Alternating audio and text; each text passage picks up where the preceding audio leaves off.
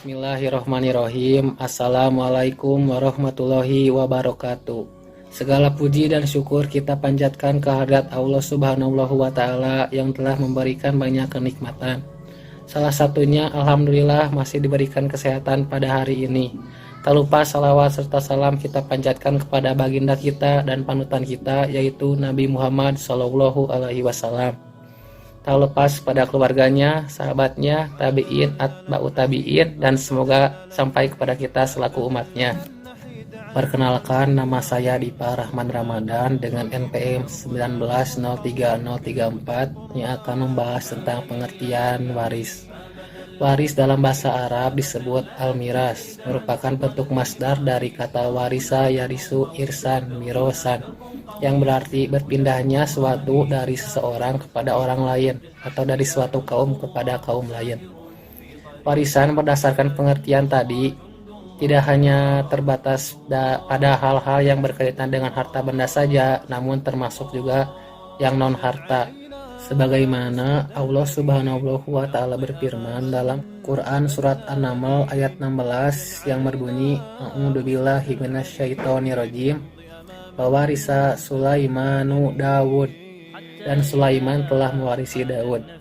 Adapun dalam hadis yang diriwayatkan oleh At-Tirmidzi dari Abu Ad-Darda radhiyallahu anhu, Nabi Shallallahu alaihi wasallam bersabda, al ulama'u warasatul anbiya'i, yang artinya adalah ulama adalah pewaris para nabi.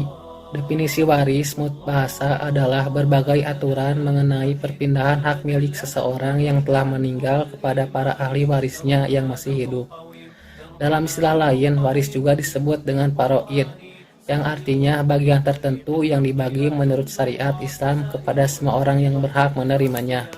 Adapun paroid sendiri merupakan bentuk jama dari paroidoh. Kajian mengenai waris dalam hukum Islam adalah salah satu materi pembahasan dalam ilmu fikih yang paling penting. Karena itu, para ahli fikih mengkaji mengenai masalah-masalah yang berkaitan dengan warisan serta menulis banyak karya mengenai masalah waris ini. Dan mengingat pentingnya pengetahuan mengenai waris ini, maka para ahli fikih menjadikan ilmu tentang waris berdiri sendiri yang dinamakan ilmu fikih mawaris, tapi ada juga yang menyebutnya sebagai ilmu paroid. Para ulama ahli fikih banyak mendefinisikan mengenai ilmu paroid atau waris, akan tetapi meskipun definisi secara redaksinya berbeda-beda, tapi maknanya tetap sama. Hasbi As-Siddiqi sendiri mendefinisikan ilmu paroid adalah ilmu yang mempelajari tentang siapa yang mendapatkan waris dan siapa yang tidak mendapatkannya, kadar yang diterima oleh tiap-tiap waris, dan cara pembagiannya. Sedangkan menurut Ali Asy-Syahbuni, beliau mengatakan bahwa mawaris adalah pindahnya hak milik orang yang meninggal dunia kepada ahli warisnya yang masih hidup, baik yang ditinggalkannya itu berupa harta bergerak dan tidak bergerak atau hak-hak. Secara singkat, ilmu paroid adalah ilmu pengetahuan yang mempelajari tentang ketentuan-ketentuan harta pusaka bagi ahli warisnya. Mungkin sekian yang bisa saya sampaikan. Semoga ilmu yang telah disampaikan itu bermanfaat bagi kalian semua. Terkhusus bagi saya sendiri, mohon maaf bila ada ilmu yang kurang tepat dan bahkan tidak tepat pada syariatnya. Saya minta maaf.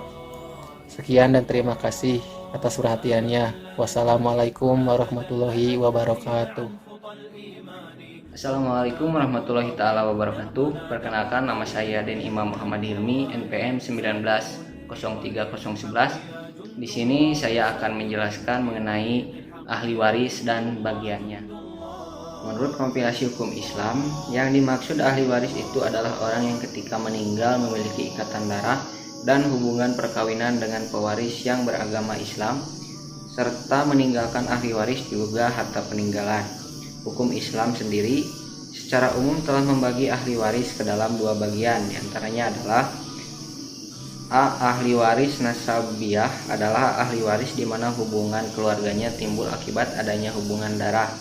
B. Ahli waris sababiyah adalah ahli waris yang memiliki hubungan kewarisan disebabkan alasan-alasan tertentu, yaitu perkawinan yang sah, memerdekakan hamba sahaya, atau bisa juga dikarenakan oleh perjanjian tolong-menolong. Namun bila dilihat dari bagian yang diterimanya, maka ahli waris bisa dibedakan dalam 3 bagian. Di antaranya adalah A. Ahli waris ashab al-furuj adalah ahli waris yang menerima bagian sesuai dengan yang telah ditetapkan besar kecilnya dalam Al-Quran, misalnya 1/2, 1/3, 1/6, dan masih banyak lagi. B. Ahli waris ashabah adalah ahli waris yang menerima harta dari sisa harta setelah dibagikan kepada ahli waris ashab al-furuj. C. Ahli waris jami al-arham adalah ahli waris yang memiliki ikatan darah akan tetapi dalam Al-Quran mereka tidak berhak untuk menerima waris. Kemudian bila dilihat dari sisi hubungan kekerabatannya, ahli waris dapat dibedakan menjadi 2 bagian. Di antaranya adalah A. Ahli waris hijab adalah ahli waris yang dekat dan bisa menjadi penghalang untuk yang jauh. Jadi maksudnya ahli waris hijab ini dapat menyebabkan yang lain tidak mendapatkan waris dikarenakan garis keturunannya. B. Ahli waris mahjub adalah ahli waris yang terhalang oleh ahli waris dekat dengan kekerabatannya. Jadi ahli waris ini akan mendapat warisan bila penghalangnya tidak ada.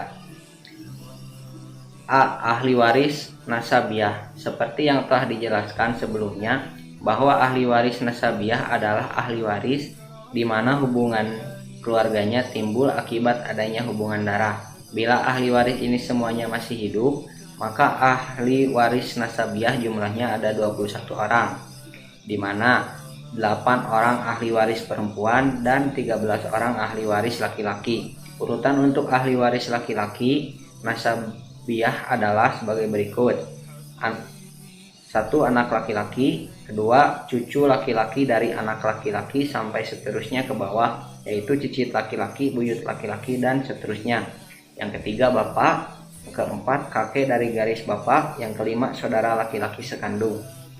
Yang keenam saudara laki-laki seayah. Yang ketujuh saudara laki-laki seibu. 8 anak saudara laki-laki sekandung. 9 anak saudara laki-laki seayah. 10 paman sekandung. 11 paman seayah. 12 anak paman sekandung. 13 anak paman seayah. Adapun untuk urutan ahli waris perempuan nasabiah diantaranya adalah sebagai berikut. Yang pertama anak perempuan.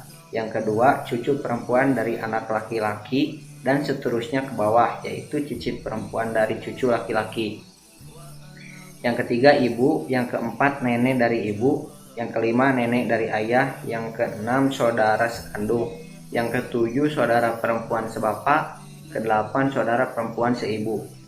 Dilihat dari hubungan nasab antara orang yang telah wafat dengan orang yang berhak menerima harta peninggalannya, maka ahli waris nasabiah dapat dibedakan menjadi 3 macam, yaitu 1. Furu'ul mayyit.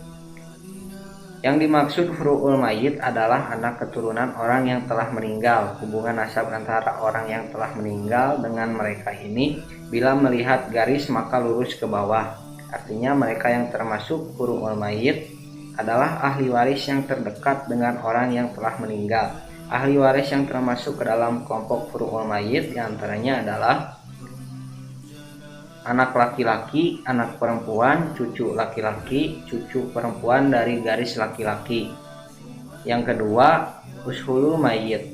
Adapun yang dimaksud dengan ushulul mayyit adalah orang yang telah menyebabkan lahirnya orang yang telah meninggal. Lebih jelasnya adalah ushulul mayyit adalah orang yang telah menurunkan orang yang telah meninggal. Bila melihat dari hubungan nasab antara orang yang telah meninggal dengan mereka menurut garis keturunan, maka lurus ke atas. Ahli waris yang termasuk ke dalam kelompok ushulul mayyit diantaranya adalah ayah, ibu, kakek dari garis ayah, nenek dari garis ibu. Yang ketiga al-hawasi adalah yang terakhir al-hawasi, di mana mereka adalah saudara paman beserta anaknya masing-masing. Hubungan nasab antara orang yang meninggal dengan mereka ini menurut garis keturunan maka ke arah samping.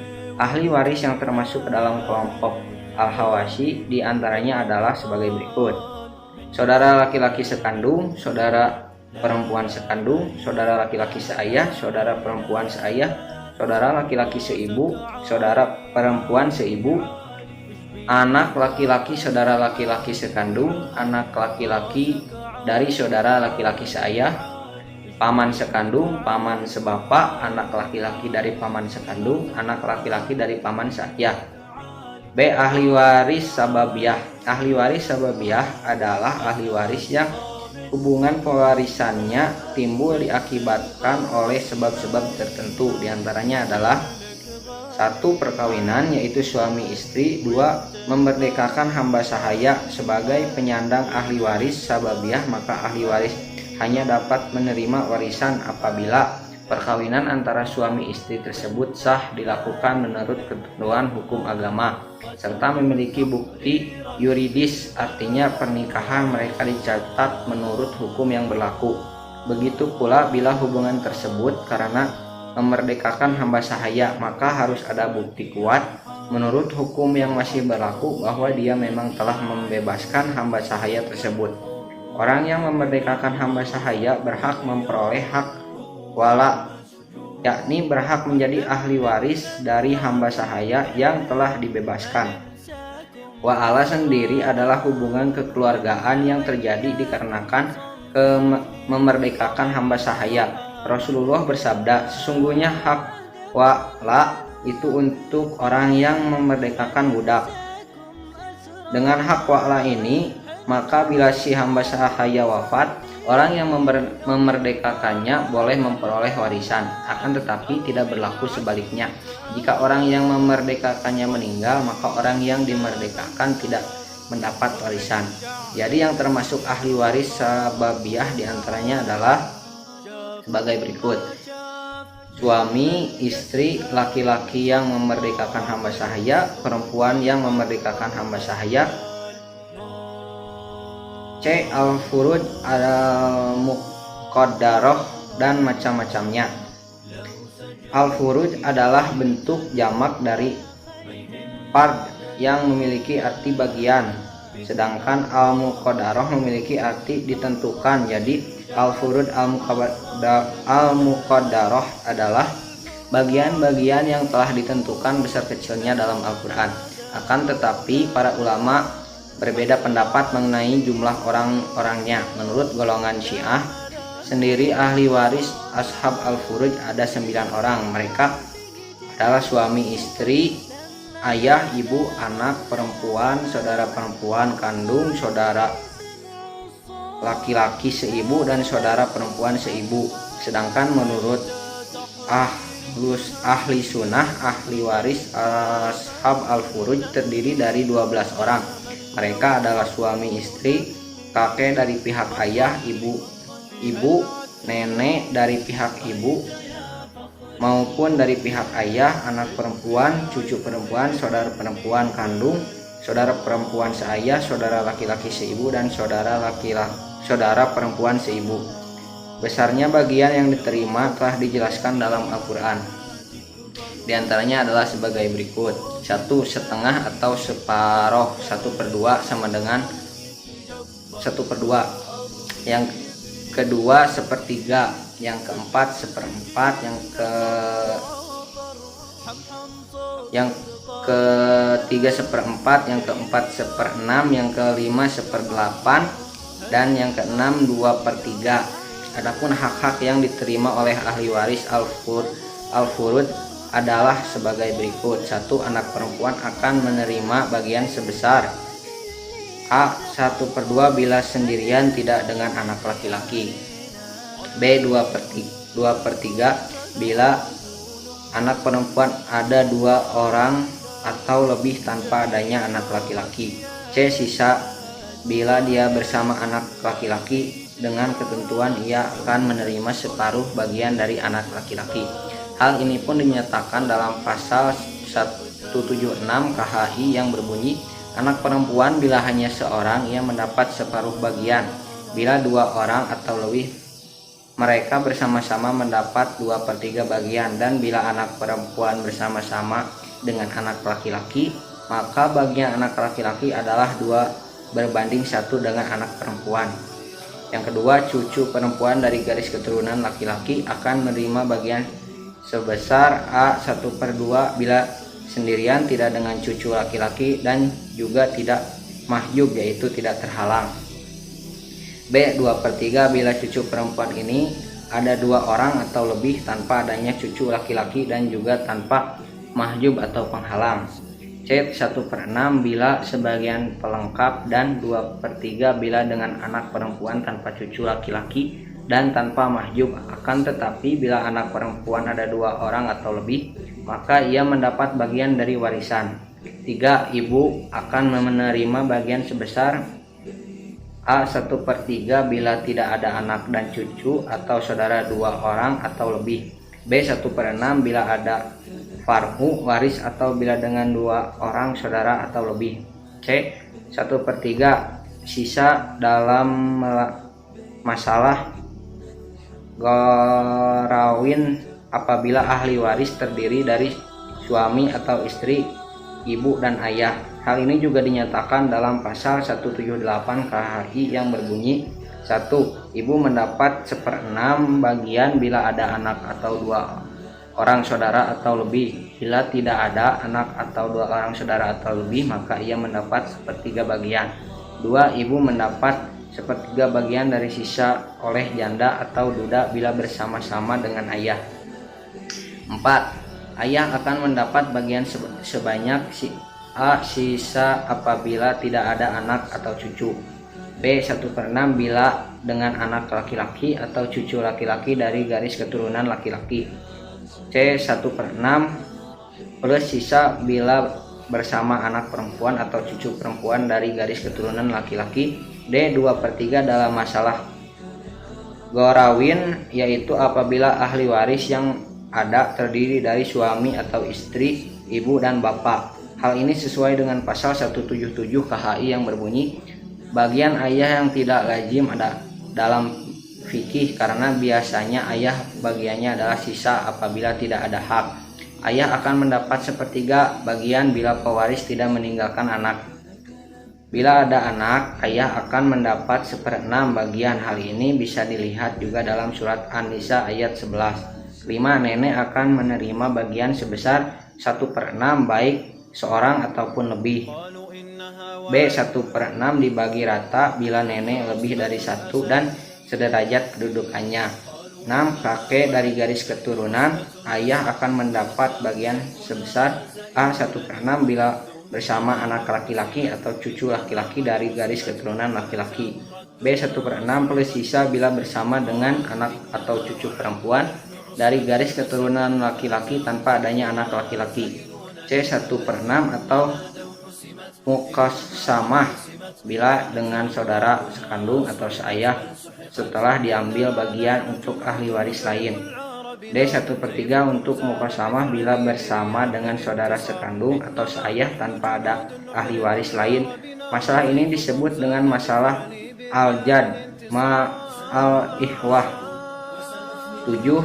Saudara perempuan sekandung akan menerima bagian sebesar 1/2 bila seorang dan tidak dengan saudara laki-laki seayah.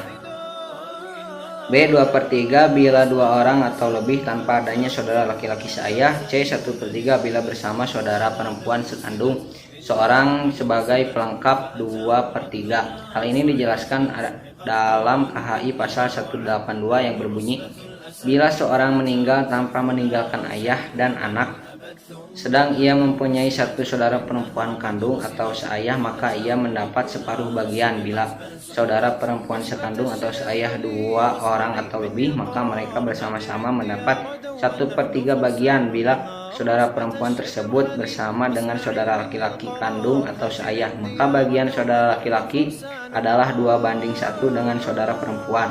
8. Saudara perempuan seayah akan mendapat bagian sebesar A1/2 bila seorang dan tidak bersama dengan saudara laki-laki seayah. B. 2/3 bila 2 orang atau lebih tidak bersama dengan saudara laki-laki seayah. C. 1/6 bila bersama dengan saudara perempuan sekandung seorang sebagai pelengkap 2/3. Hal ini dijelaskan dalam KHI pasal 182 yang berbunyi Bila seorang meninggal tanpa meninggalkan ayah dan anak, sedang ia mempunyai satu saudara perempuan kandung atau seayah, maka ia mendapat separuh bagian. Bila saudara perempuan sekandung atau seayah dua atau lebih, maka mereka bersama-sama mendapat 1/3. Bila saudara perempuan tersebut bersama-sama dengan saudara laki-laki kandung atau seayah, maka bagian saudara laki-laki adalah 2/1 dengan saudara perempuan. 9 saudara seibu, baik laki-laki maupun perempuan, kedudukannya sama. Apabila tidak ada mahjub, saudara seibu akan mendapat bagian sebesar A 1/6 jika seorang, B 1/3 jika 2 orang atau lebih. Hal ini dijelaskan dalam KHI pasal 181 yang berbunyi, bila seorang meninggal tanpa meninggalkan anak dan ayah, maka saudara laki-laki dan saudara perempuan seibu masing-masing mendapat 1/6 bagian. Bila mereka itu ada 2 orang atau lebih, maka mendapat 1/3 bagian. Untuk yang ke-10, suami akan menerima bagian sebesar A 1/2 bila tidak ada anak atau cucu, B 1/4 bila ada anak atau cucu. Yang 11, istri akan mendapat bagian sebesar A 1/4 bila ada anak atau cucu, B 1/8 bila ada anak atau cucu.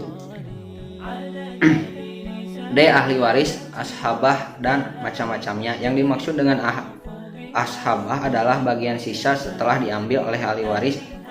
Ashab al-furuj sebagai penerima bagian sisa. Ahli waris ini kadang menerima cukup banyak dari seluruh harta, tapi juga terkadang bisa mendapatkan sedikit dari keseluruhan harta, atau bahkan sampai tidak menerima bagian sepeser pun dikarenakan telah habis diambil oleh ahli waris al-furuj. Dalam pembagian sisa harta, yang mendapat waris adalah mereka yang memiliki hubungan kerabatan terdekatlah yang menerima dahulu. Metode pembagian seperti ini mengakibatkan ahli waris ashabah yang memiliki tingkat kekerabatan berada di bawah, maka mereka tidak akan menerima bagian. Hal ini sudah diatur berdasarkan perintah Rasulullah yang memiliki arti, berikanlah bagian-bagian tertentu kepada ahli waris yang berhak, maka sisanya untuk ahli waris laki-laki yang utama. Adapun ahli waris ashabah dibagi menjadi beberapa kelompok. Di antaranya adalah 1. Ashabah bin nafsih, adalah ahli waris yang karena kedudukannya sendiri dia berhak menerima harta waris. Kelompok ahli waris ini semuanya adalah laki-laki kecuali mutikoh, yakni seorang perempuan yang memerdekakan budak atau hamba sahaya. Untuk urutan dari kelompok ahli waris ashabah bin nafsihi ini diantaranya adalah A. Anak laki-laki, B. Cucu laki-laki dari garis laki-laki, C. Bapak, D. Kakek dari garis bapak, E. Saudara laki-laki sekandung, F. Saudara laki-laki seayah, G. Anak laki-laki saudara laki-laki sekandung, H. Anak laki-laki dari saudara laki-laki seayah, I. Paman sekandung, J. Paman seayah, K. Anak laki-laki dari paman sekandung, L. Anak laki-laki dari paman seayah, M. Mutik atau mutikoh, yakni laki-laki atau perempuan yang memerdekakan budak atau hamba sahaya. 2. Ashabah bi al-ghair, adalah ahli waris yang menerima bagian sisa dikarenakan bersama-sama dengan ahli waris lain yang telah menerima bagian sisa. Akan tetapi bila ahli waris penerima sisa tidak ada, maka ia tetap akan mendapat bagian tertentu. Adapun ahli waris penerima ashabah bi al-ghairi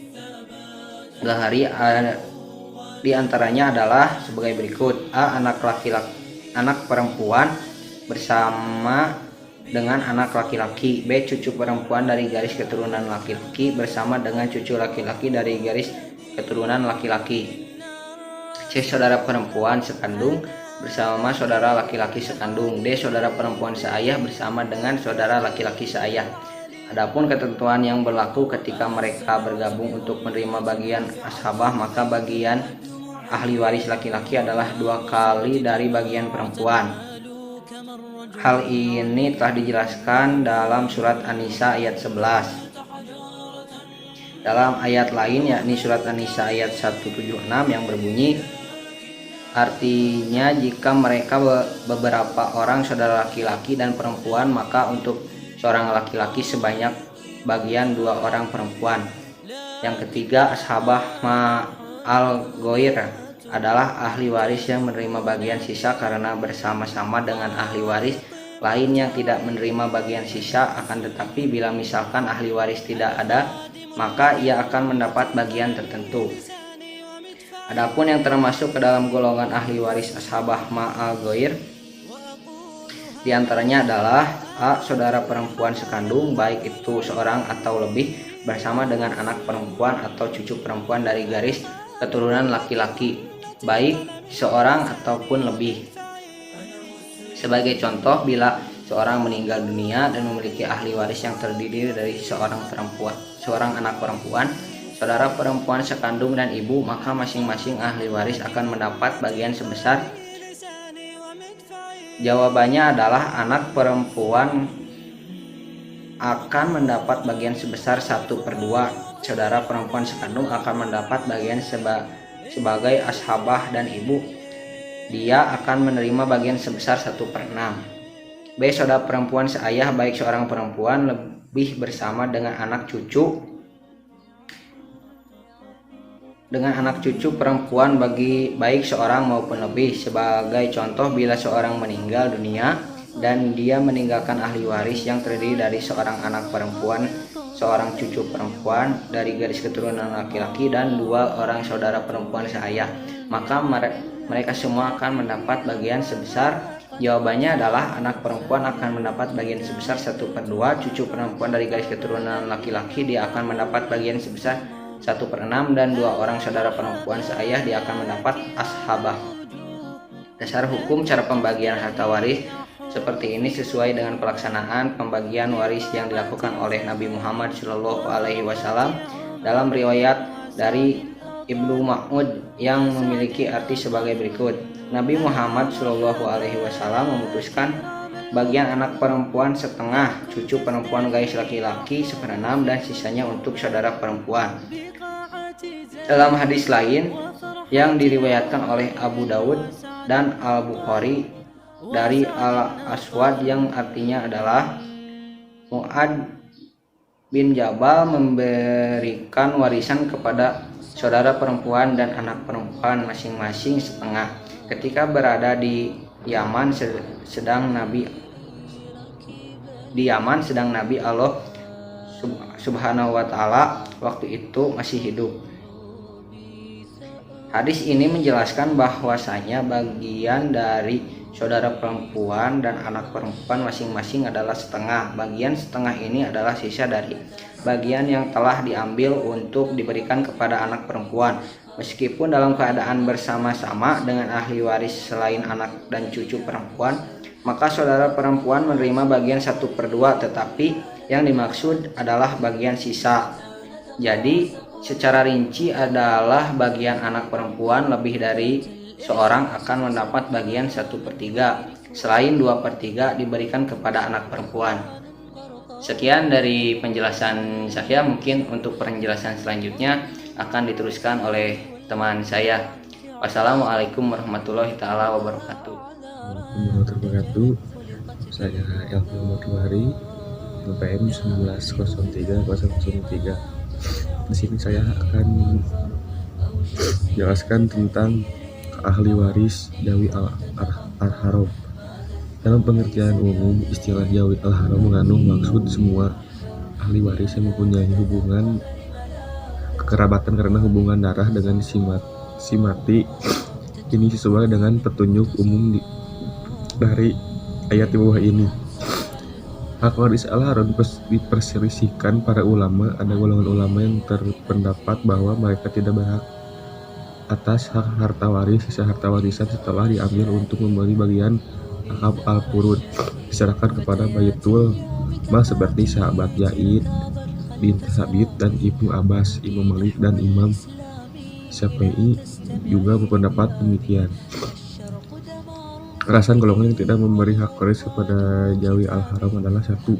Tidak ada penegasan dalam Al-Quran dan Sunnah Rasul mengenai hak waris Jawi al-Haram. 2. Ketika ketika Nabi Muhammad SAW ditanya, apakah bibi saudara ayah atau saudara ibu berhak waris, beliau menjawab bahwa sesuai dengan wahyu yang disampaikan malaikat Jibril, mereka tidak berhak waris apapun. 3. Apabila sisa harta warisan diserahkan kepada Baitul Mal, kemanfaatannya akan dirasakan lebih luas. Golongan kedua berpendapat bahwa Jawi Al-Haram berhak waris seperti sahabat Ali, Umar, dan Ibnu Mas'ud, Imam Abu Hanifah, dan Ahmad bin Hanbal. Berpendapat demikian pula pendapat keduanya lebih banyak penganutnya. Golongan kedua beralasan kepada ayat Al-Quran, Sunnah Rasul, dan rasio. Sekian dari saya. Wassalamualaikum warahmatullahi wabarakatuh. Perkenalkan, nama saya Fajri Utami, NPM 1903025. Di sini saya akan menyampaikan mengenai wasiat kepada ahli waris dan komplikasi hukum Islam. Pendapat ulama tentang wasiat kepada ahli waris. Kata wasiat diambil dari kata wasaitu asai'a usihi, artinya ausaltuhu, aku menyampaikan sesuatu. Maka musi orang yang berwasiat adalah orang yang menyampaikan pesan di waktu dia hidup untuk dilaksanakan setelah dia meninggal dunia. Dalam istilah syara, wasiat adalah pemberian kepada orang lain baik berupa barang, piutang, ataupun manfaat untuk dimiliki oleh orang yang diberi wasiat sesudah orang yang berwasiat meninggal dunia. Menurut para fuqaha, wasiat adalah akad yang boleh, yang dalam arti ini dapat dibatalkan sewaktu-waktu oleh salah satu pihak. Dalam hal ini adalah oleh pihak pemberi wasiat berdasarkan kesepakatan para fuqaha, yakni pemberi wasiat dapat mencabut kembali harta yang telah diwasiatkan kecuali hamba mudzabar, yaitu budak merdeka apabila tuannya meninggal dunia, karena para fuqaha memperselisihkannya. Wasiat terdiri dari dua macam, yaitu wasiat tamlikiyah, seperti seseorang berwasiat dengan sebagian harta untuk diberikan kepada seseorang sesudah wafatnya. Yang kedua, wasiat adliyah, seperti wasiat berkaitan dengan penanganan jenazah seseorang untuk wasiat untuk pelaksanaan ibadah atas nama dirinya sesudah ia wafat. Ahli waris yaitu mereka yang berhak menerima harta peninggalan pewaris dikarenakan adanya hubungan kekerabatan atau ikatan pernikahan. Dengan adanya ahli waris yang masih hidup pada waktu si pewaris meninggal, maka kepemilikan dari si pewaris bisa berpindah kepada ahli waris tersebut. Di kalangan para ulama berselisih pendapat tentang hukum berwasiat kepada salah seorang ahli waris yang akan mendapatkan warisan. Di antaranya, 1. Pendapat Imam Syafi'i mengenai wasiat kepada ahli waris. Allah Subhanahu wa taala berfirman dalam surat Al-Baqarah ayat 180 yang berbunyi, diwajibkan atas kamu apabila seorang di antara kamu kedatangan tanda-tanda maut, jika ia meninggalkan harta yang banyak, berwasiat kepada ibu, bapak, dan karib kerabatnya secara ma'ruf. Ini adalah kewajiban atas orang-orang yang bertakwa. Ayat ini telah dinasak atau dihapus masa berlakunya oleh ayat pembagian harta warisan dengan turunnya surat An-Nisa ayat 11-14. Pendapat kedua yang dianut oleh mazhab Malikiyah menyatakan bahwa larangan berwasiat kepada ahli waris tidak menjadi gugur dengan adanya persetujuan dari ahli waris yang lain. Menurut mereka, larangan seperti itu adalah termasuk hak Allah Subhanahu wa taala yang tidak bisa gugur dengan kerelaan manusia. Yang dalam hal ini adalah ahli waris tidak berhak membenarkan sesuatu yang dilarang Allah Subhanahu wa taala. Menurut pandangan ini, suatu hal yang paling penting dalam hal ini ialah agar harta tidak hanya bertumpuk pada tangan ahli waris saja. Sebagian harta itu perlu disalurkan kepada hal-hal yang membutuhkannya. Ketiga, pendapat Al-Muzani dan Al-Zahiri. Al-Muzani dan Al-Zahiri berpendapat bahwa tidak sah berwasiat kepada ahli waris walaupun diizinkan oleh ahli waris yang lain, karena Allah Subhanahu wa taala melalui lisan Rasulullah SAW, sebab harta warisan ketika itu sudah menjadi hak ahli waris. Jadi orang yang memberi wasiat kepada harta warisan memiliki ahli waris itu batal atau tidak sah. Hal ini sesuai dengan hadis Rasulullah SAW yang artinya, Utbah bin Abdullah Al-Marwazi mengabarkan kepada kami, dia berkata, Abdullah bin Mubarak menceritakan kepada kami, lalu dia berkata, Ismail bin Abi Khalid menceritakan kepada kami dari Umar bin Kharijah. Rasulullah Shallallahu Alaihi Wasallam bersabda, sesungguhnya Allah Subhanahu Wa Taala telah memberikan hak kepada siapa yang berhak dan tidak ada wasiat untuk ahli waris. Hadis riwayat An-Nasai. Jadi ahli waris tidak bisa menambahkan sesuatu yang batil, tetapi jika ahli waris meninggalkan wasiat dan harta mereka, maka mereka berhak meninggalkan wasiat dan mereka bisa memberikan bagian atau upah kepada orang yang mereka kehendaki. Keempat, pendapat mazhab Hanafiyah. Mazhab Hanafiyah berpendapat bahwa wasiat tidak dibenarkan kepada ahli waris yang mendapatkan warisan walaupun hanya sedikit, kecuali ada izin dari ahli waris lainnya. Alasan itu dinyatakan sesaat setelah orang berwasiat itu meninggal, bahwa orang yang diberi wasiat itu bila telah tertentu maka disyaratkan untuk sahnya wasiat agar orang itu ada di waktu wasiat dilaksanakan, baik secara benar-benar ataupun secara perkiraan. Dengan pernyataan tersebut, mereka tidak sependapat dengan mayoritas ulama yang menyatakan bahwa ayat di atas sudah dinasakan atau dihapuskan hukumnya sama sekali oleh ayat-ayat mengatur tentang pembagian harta wasiat.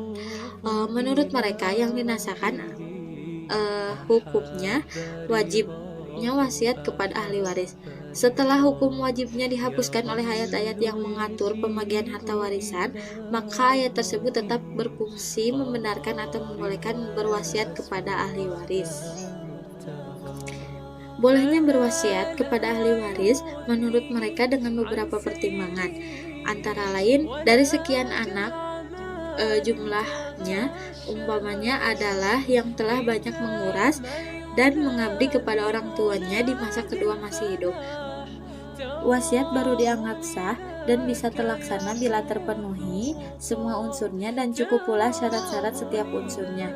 Unsur atau rukun wasiat itu ada 4, yaitu pihak yang berwasiat, pihak yang menerima wasiat, objek yang diwasiatkan, dan sigot ijab kabul. Selanjutnya, komplikasi hukum Islam atau KHI tentang wasiat kepada ahli waris. Lahirnya komplikasi hukum Islam atau KHI ini sebagai bentuk untuk kemaslahatan umat Indonesia. Pola reformasi komplikasi hukum Islam pada dasarnya tidak lepas dari pola-pola ijtihad yang dikembangkan ulama fikih yang terdapat dari segi doktriner, kodifikasi, dan legislasi. Penyusunan komplikasi hukum Islam dapat dipandang sebagai suatu proses transformasi hukum Islam dalam bentuk tidak tertulis ke dalam peraturan perundang-undangan. Dalam penyusunannya dapat dirinci pada 2 tahapan, yakni pertama, tahapan pengumpulan bahan baku yang digali dari berbagai sumber baik tertulis maupun tidak tertulis. Kedua, tahapan perumusan yang berdasarkan kepada peraturan perundang-undangan yang berlaku dari sumber hukum Islam, yakni Al-Quran dan Hadis. Pelaksanaan KHI dilakukan dengan perancangan yang matang dan hati-hati walaupun tetap harus diselesaikan dalam waktu 2 tahun seperti tercantum dalam Surat Keputusan Bersama atau SKB Ketua Mahkamah Agung dan Menteri Agama pada bulan Maret 1985 di Yogyakarta.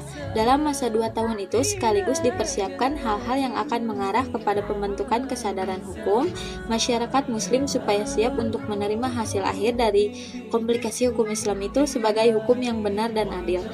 Hal ini penting sekali karena kesadaran hukum masyarakat merupakan tonggak ketiga yang menopang berlaku dan tegaknya hukum dalam suatu masyarakat. Dari penegasan ini tampak bahwa latar belakang diadakannya penyusunan KHI adalah karena adanya kesimpangsiuran keputusan yang tajamnya perbedaan pendapat tentang masalah-masalah hukum Islam. Menurutnya ada beberapa hal yang melatar belakangi diadakannya komplikasi hukum Islam ini. Keadaan persepsi yang tidak seragam tentang syariah telah menyebabkan hal-hal seperti berikut. 1. Ketidakseragaman dalam menentukan apa-apa yang disebut dengan hukum Islam itu. 2. Ketidakjelasan bagaimana melaksanakan syariat Islam. 3. Akibat yang lebih jauh lagi adalah kita tidak mampu mempergunakan jalan-jalan dan alat-alat yang tersedia dalam Undang-Undang Dasar 1945 dan perundang-undangan lainnya. Faktor ulama, terutama ulama fikih, amatlah menentukan. Tidak mungkin membina dan memperkembangkan hukum Islam tanpa keikutsertaan para ulama. Suatu komplikasi hukum Islam tidak mungkin berlaku kalau hanya dibuat dan diberikan atas perintah Mahkamah Agung saja. tanpa keikutsertaan ulama. Para ulama masih tetap memegang peranan menentukan dalam hal-hal keagamaan, karena dalam hal hukum Islam, para ulama fikih tetaplah memegang peranan yang menentukan dalam perencanaan dan pelaksanaan komplikasi hukum Islam ini. Benar-benar tergabung para ulama, umaro, dan zulama. Selain itu, masih ada lagi faktor-faktor lain yang harus diperkembangkan secara matang dalam perencanaan dan pelaksanaan komplikasi hukum Islam ini. Faktor-faktor itu diantara lain faktor sejarah hukum Islam, faktor psikologi umat Islam yang sangat cinta dan kasih kepada negeri tempat agama Islam diturunkan, dan faktor-faktor kitab fikih dari mazhab-mazhab yang memang merupakan amal dan jasa para ulama mujtahid terdahulu. Terakhir, dipertimbangkan pula putusan-putusan peradilan agama di Indonesia sejak masa paling awal, karena memang faktor ini tidak boleh diabaikan sama sekali. Maka dengan pertimbangan semua faktor tersebut, diputuskanlah bahwa komplikasi hukum Islam itu dilaksanakan melalui jalur-jalur pengumpulan data bagi penyusunan 3 kitab, yaitu 1. Kitab hukum tentang perkawinan, 2. Kitab hukum tentang kewarisan, dan 3. Kitab hukum tentang pewakafan. Ketiga kitab hukum itu memuat hukum Islam yang sekarang menjadi kewenangan peradilan agama dan ditulis dengan bahasa hukum atau undang-undang Indonesia. Dengan demikian, hukum Islam yang termuat dalam ketiga kitab hukum itu akan menjadi bagian dari kultur hukum Indonesia yang akan menjadi bagian dari hukum nasional Indonesia. Usaha-usaha pengumpulan data bagi penyusunan ketiga kitab hukum itu melalui jalur 1. Peradilan hakim-hakim agama. Peranan dari para hakim agama yang mekanisme kerjanya sudah mempunyai landasan yang kokoh dengan ditetapkan Undang-Undang Dasar Nomor 7 Tahun 1989 tentang peradilan agama, maka dalam menghadapi komplikasi hukum Islam ini sebagai ketentuan hukum material yang harus dijalankan, tidak hanya berfungsi sebagai mulut dari komplikasi, akan tetapi dituntut untuk lebih meningkatkan peranannya dalam berijtihad menemukan hukum melalui perkara-perkara yang ditanganinya. 2. Majelis Ulama Indonesia atau MUI dengan Ikatan Cendekiawan Muslim Indonesia atau ICMI.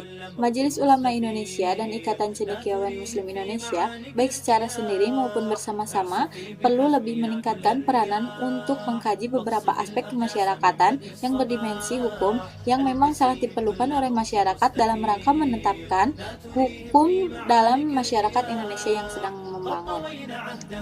3. Lembaga-lembaga hukum dan fatwa dari organisasi Islam.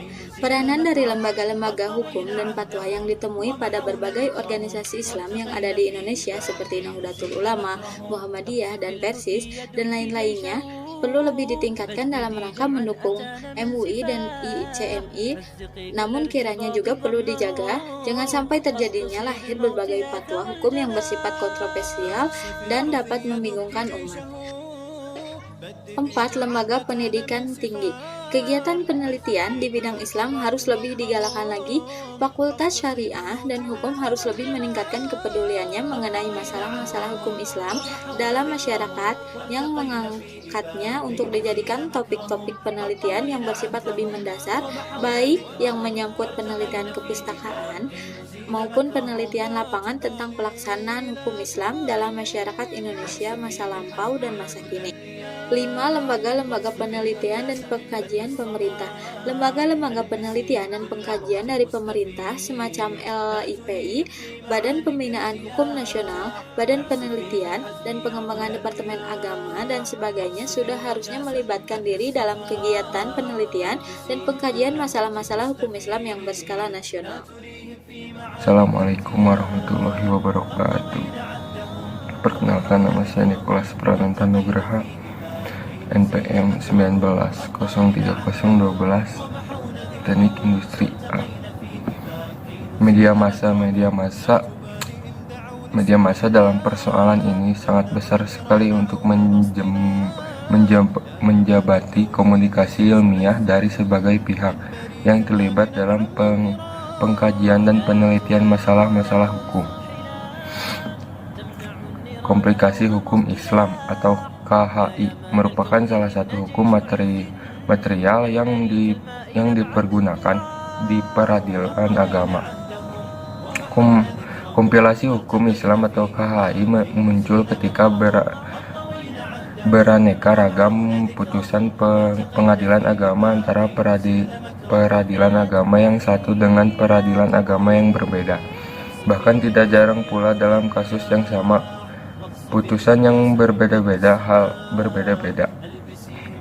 Hal ini disebabkan oleh banyaknya kitab rujukan yang dipergunakan oleh hakim agama dalam pengadilan perkara tersebut yang masih mentah dalam kitab kuning. Oleh karena itu, berdasarkan surat edaran Biro Peradilan Agama nomor 45 tahun 1957 tentang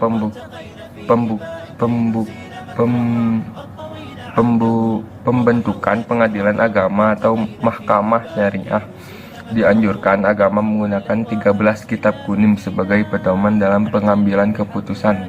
Kitab-kitab tersebut antara lain sebagai berikut.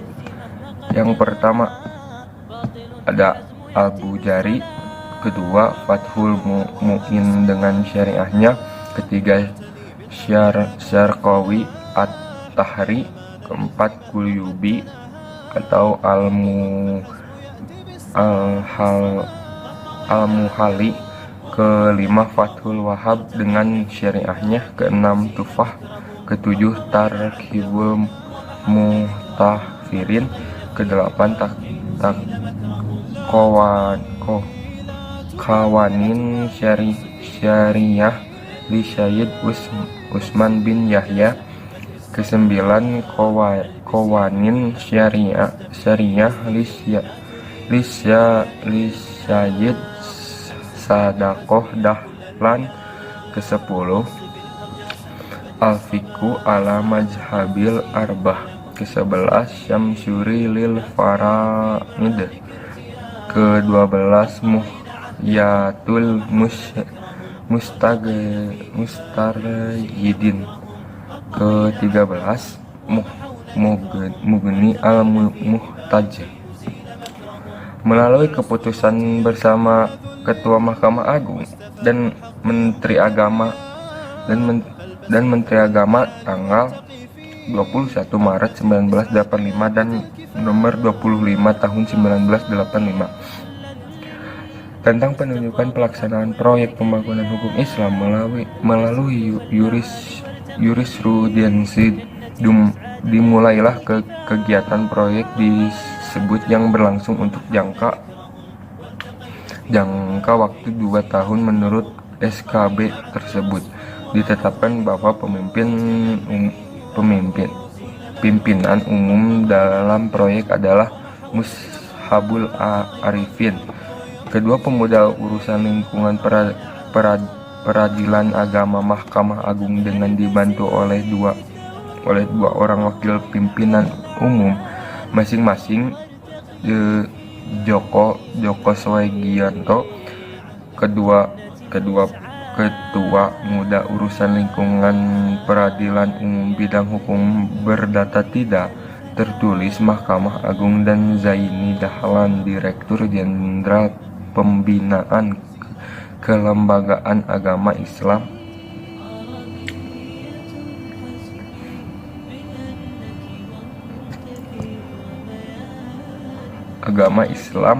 Departemen Agama. Sebagai pimpinan pelaksanaan proyek adalah Mas Rani Basran, Hakim Agung Mahkamah Agung, dengan wakil pimpinan pelaksanaan Muhtar Zarkasih, Direktur Pembinaan Badan Peradilan Agama Islam Departemen Agama. Sebagai sekretaris adalah Lia Sugondo, Direktorat Hukum dan Peradilan Mahkamah Agung, dengan wakil sekretaris Marfudin Kosasih. Bendahara adalah Alex Marbun dari Mahkamah Agung, dan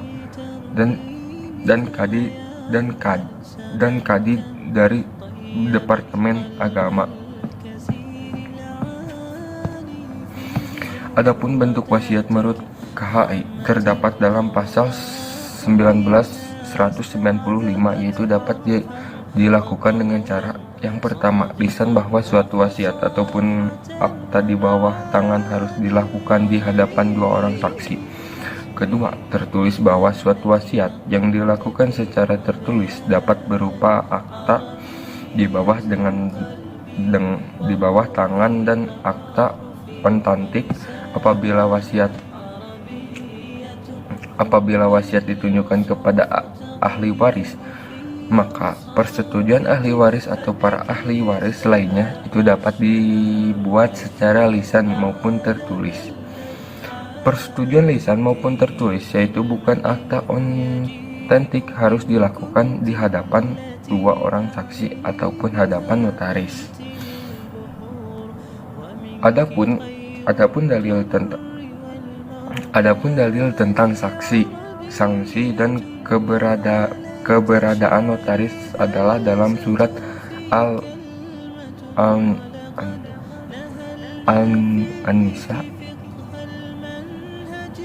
An-Nisa ayat 135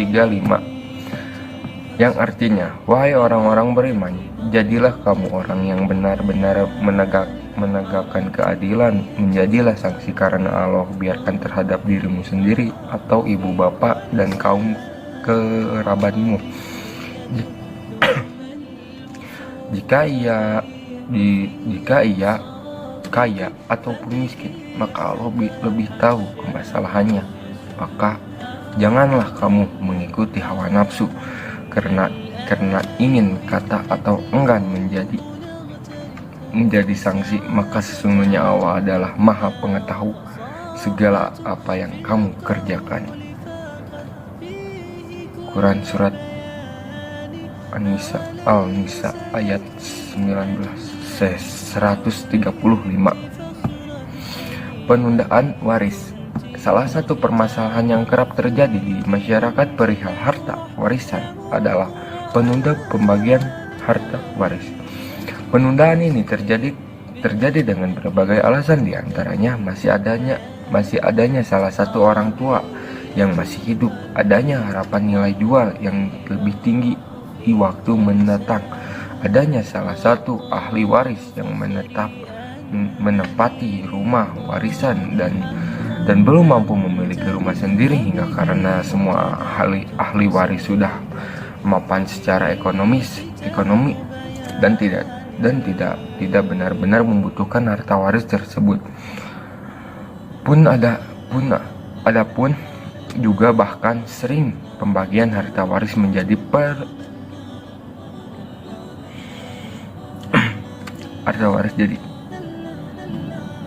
pembagian harta waris menjadi tertunda karena permasalahan yang ditimbulkan di antara para ahli waris.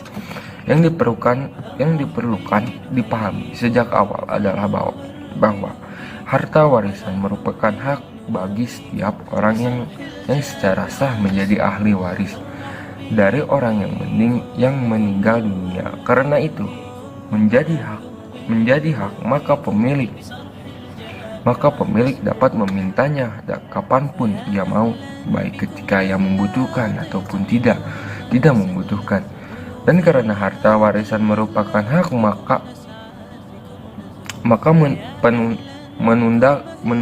menunda pembagian warisan tanpa ada kerelaan dari semua ahli waris yang ada adalah sebuah tindakan yang tidak dibenarkan karena penundaan ini menjadikan hak orang lain menjadi tergantung.